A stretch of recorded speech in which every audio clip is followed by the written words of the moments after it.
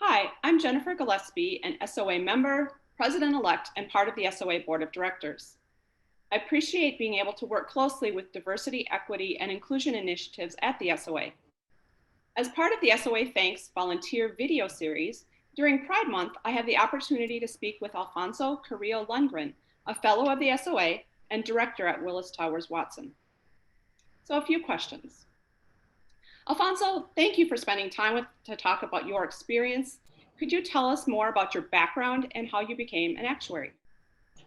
Sure, and thank you for having me here, Jennifer. So my name is Alfonso, and I was born and raised in Mexico City. And when I was going through high school, I think as many of us, I had a lot of interest, but I realized that not only was I very good at math, but I also liked it.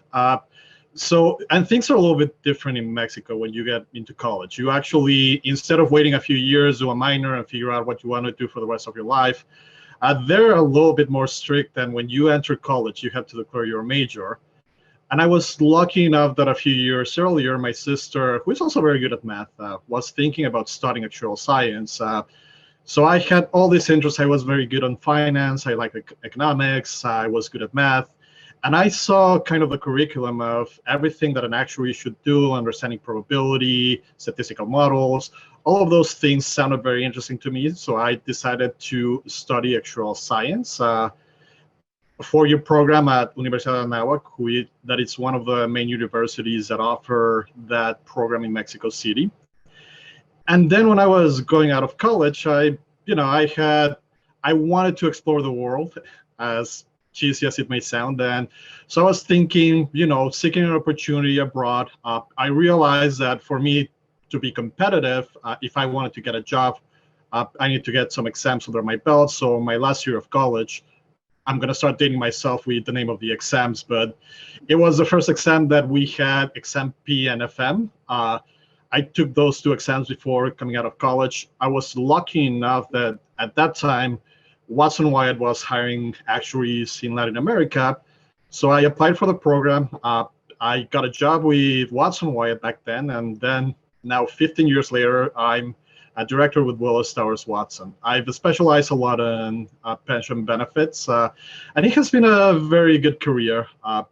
After getting hired, I took 4 years to be very diligent with my exams and everything and get my fellowship out of the way. And I was successful at doing that. It took a lot of effort, but I think overall it has been a very rewarding, very exciting career, and I'm very happy that all those decisions that I took along the road took me to where I am right now. That's wonderful. Could you tell us more about the type of work you do as a human capital advisor? Of course, and as I mentioned, when I came out of college, my main focus was on pension benefits and retirement benefits. So starting off my career, it was kind of the usual things that you think pension actuaries do, some valuation, some pension plans, consulting mainly with private sector employers on how to fund and value pension plans. Over the years, I've evolved to be a little bit broader on the topics that I touch, not only thinking about the traditional defined benefit plans, but also defined contribution plans and the whole retirement and savings benefits that employers can offer. Also thinking about the infrastructure that they put around to help people to save better, some of those benefits that they put around to generate a better financial well-being with their employees. And also thinking more holistically, I think the topic of well-being is something that I focused on a lot the last few years. And it's a very interesting space because you're not only thinking from the technical perspective of how these programs work, how you fund them, the cost side of it, but also thinking about how people engage with these different benefits and understanding the underlying data. What is it telling you about utilization? What is it telling you about being effective? Not only to have the programs in place, but to roll them out and helping employers with those very challenging topics of not only having the right benefits in place, but ensuring that their employees are engaging and they're taking the right behaviors to optimize their outcomes.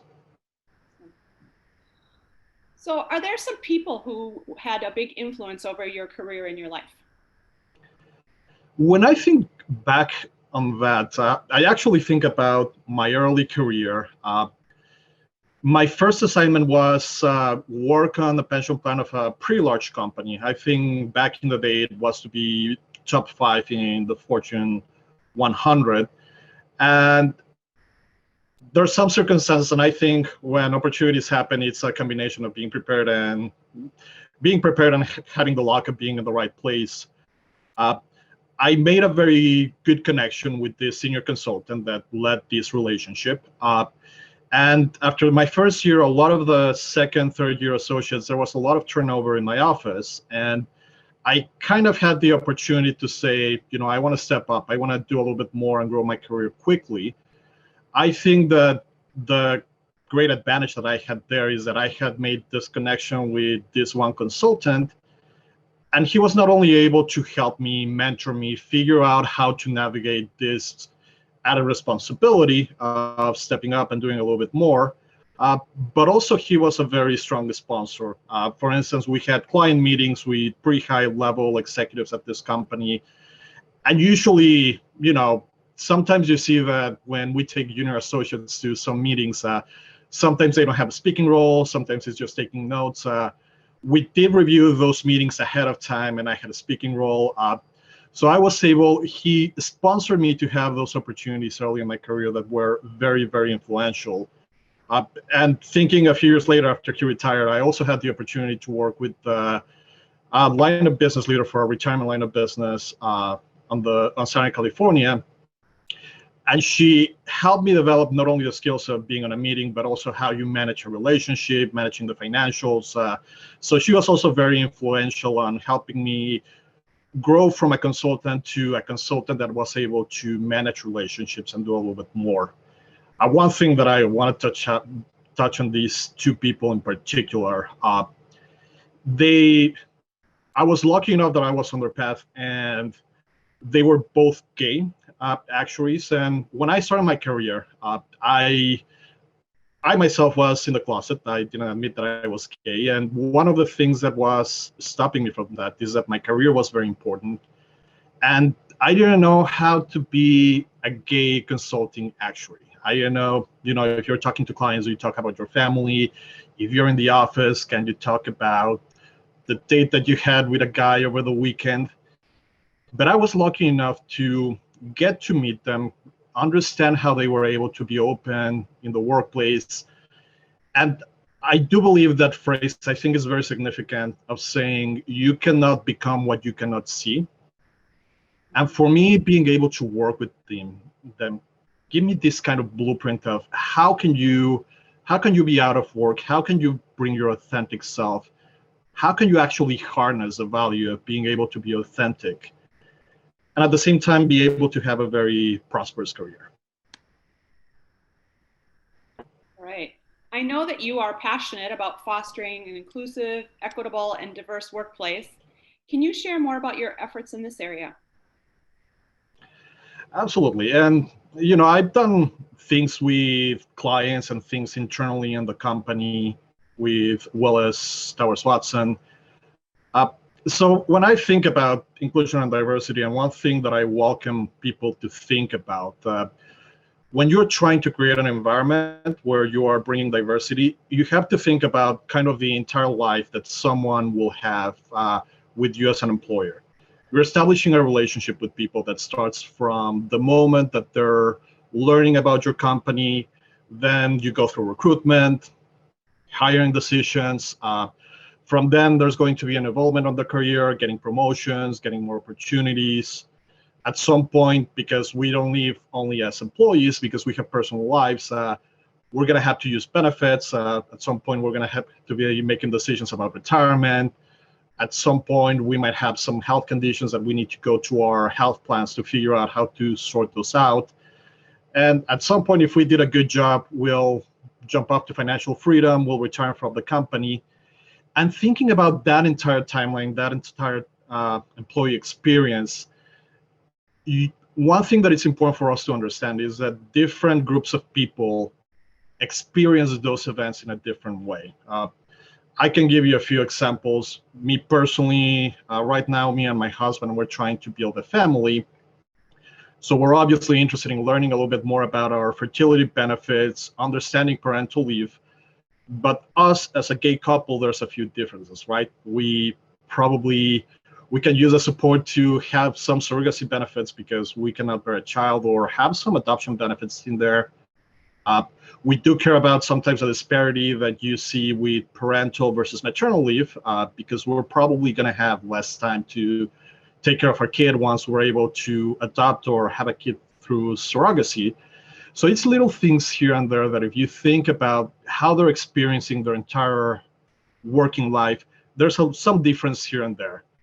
So to give you what I have done personally, one of the things that I realized, and again, through going through those mentors and sponsors that I have through my life, I realized that one of the things that is very important is to create a good culture inside a company. So I ended up joining our employee resource groups at Willis Towers Watson. We call them inclusion networks, and do a lot of work to raise awareness, to help people understand how you can be a very effective ally, raising some of these issues that, not necessarily everyone is experiencing the workplace as I am. So at least raising some awareness around those things with a broader community makes a lot of difference. On my outward-facing role with clients, I have been working with them lately. It's something that that a lot of employers have picked up on recent years, thinking about their employee benefits, thinking about the retirement and health benefits, understanding some of the differences, social determinants of health, some of the disparities that we see in wealth in communities of people of color, and understanding if there are things that they can do within their plans, their benefits, that can help bridge a little bit some of those gaps that we're seeing on those differences. So it's been an effort not only internally working with our inclusion networks, but also working with my clients to help solve some of those very relevant, very important issues that combine my passion for inclusion and diversity and my passion for employee benefits. That's great. You're reaching beyond your own company to help people in other companies as well. That's powerful. Do you have advice to share with other people who may have questions about navigating the workplace? I think a lot. For me, one of the things that I mentioned that was changing and formative was joining those employee resource groups, those inclusion networks. It not only helped me expand my network, but it gave me exposure to different things, different thoughts. It made me feel more comfortable actually on my own skin and being able to be open at work. So that's something that, if you're lucky enough to work at a place that have those employee resource groups, it's something that I would definitely encourage you to join and be an active participant of. I think, as I mentioned, a lot of the difference and the success of my career was being able to find the right mentors and sponsors. So do some work to meet people, expanding those networks, looking out for the people that can give you good career advice and can give you those opportunities to grow your career. And if you are one of those that have grown their career, I think that right now there's a great opportunity to become an effective ally, an effective sponsor, an effective mentor for our diverse populations. And I think that there's a lot of questions from some people of how I do this, right? I do want to make a difference, but I don't necessarily know what things to do. Some advice that I would give you, the next time that you have an opportunity to hand out a project, a speakership opportunity, publishing opportunity, we tend to have an affinity to give those opportunities naturally to people that we can easily relate to. But when you're doing those things, think about others that can benefit from that. Is there someone that you can bring along? Are there some people that are not speaking up their ideas? That happens a lot with underrepresented groups. We don't speak up, and when we speak up, those ideas might not stick. If you can sponsor those ideas, give it a voice, and give credit to underrepresented talent, that is very powerful. Being someone that is looking out for things like microaggressions in the workplace. And I think that the traditional advice was, then pull the person aside and say, this was not a nice thing to say.